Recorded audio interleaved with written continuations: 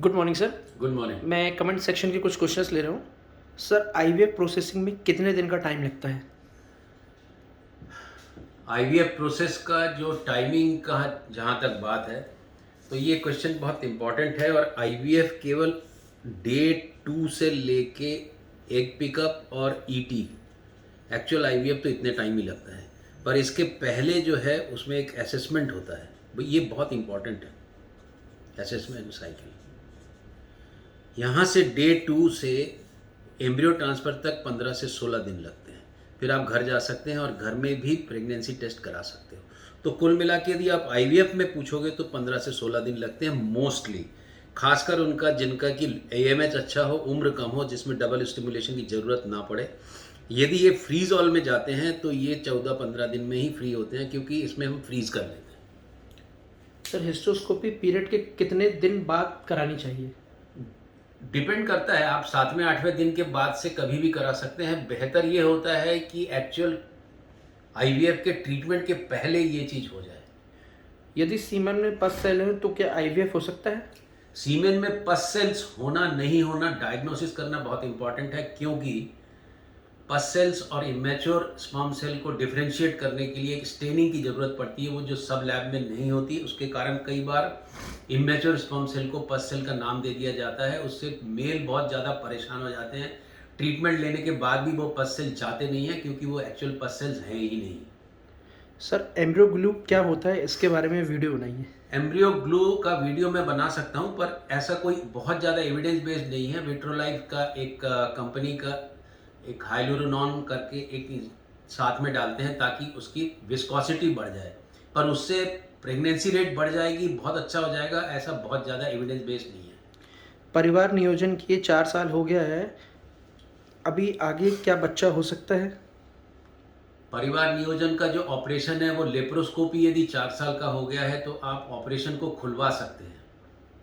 पर यदि सिजेरियन के साथ ये ऑपरेशन हुआ है तो ऑपरेशन खुलने के चांसेस कम रहते हैं, उसमें आईवीएफ करा लेना बेहतर है। सर, फर्टाइल पेरेंट्स के लिए आईवीएफ का खर्चा कितना आता है?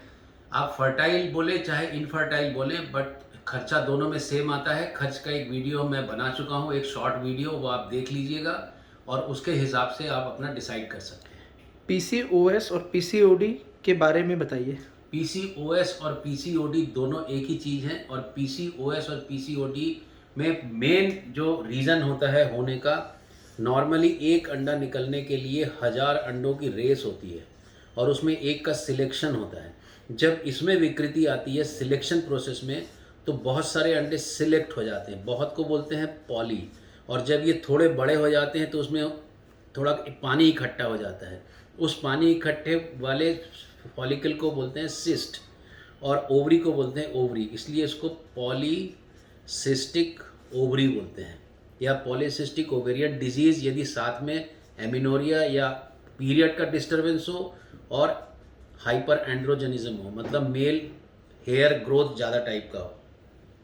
इसमें प्रॉब्लम ये होती है कि अंडों की संख्या बहुत होती है पर किसी का सिलेक्शन नहीं होता, इसलिए इनफर्टिलिटी होती है और पीरियड का डिस्टर्बेंस होता है।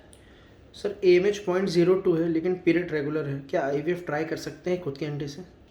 मैं आपको ये बता सकता हूँ, मेरे 2 दिन से ऐसे ही पेशेंट आ रहे हैं जो लो एएमएच के हैं। उनको सबसे बड़ी एक प्रॉब्लम पूछते हैं कि आप इसमें सक्सेस रेट क्या होगा। जब भी एक सिंपल सी बात है, जब 0.02, 0.03, 0.2 एएमएच ऐसे केसेस में जब आप आईवीएफ करने या कराने जाते हैं, करने मतलब डॉक्टर, कराने मतलब कपल, तो दोनों को ये मालूम होना चाहिए कि इसमें सफलता की दर कम है बट जीरो नहीं है। So when you go for a war, try to win the battle, मेरी ये एज एक रहता है हमारा। मेरी एज 36 है, एएमएच 1.78 है। हार्मोनल प्रॉब्लम्स के कारण मैं कंसीव नहीं कर पा रही हूँ, क्या ऐसी कंडीशन में आईवीएफ में सफलता मिलेगी? बिल्कुल मिलेगी, पर कौन सा हार्मोनल प्रॉब्लम है? हार्मोनल प्रॉब्लम कई तरह के होते हैं, उसमें किस वैरायटी का आपका हार्मोनल प्रॉब्लम है वो देखना बहुत ज़रूरी है, और आईवीएफ बिल्कुल कर सकते हैं। Your answering session is very helpful and give much clarity of many confusing questions. I really like it. Heads of you, sir. I'm really thankful to you that you give this type of response, which gives us an inspiration, a motivation to connect with you.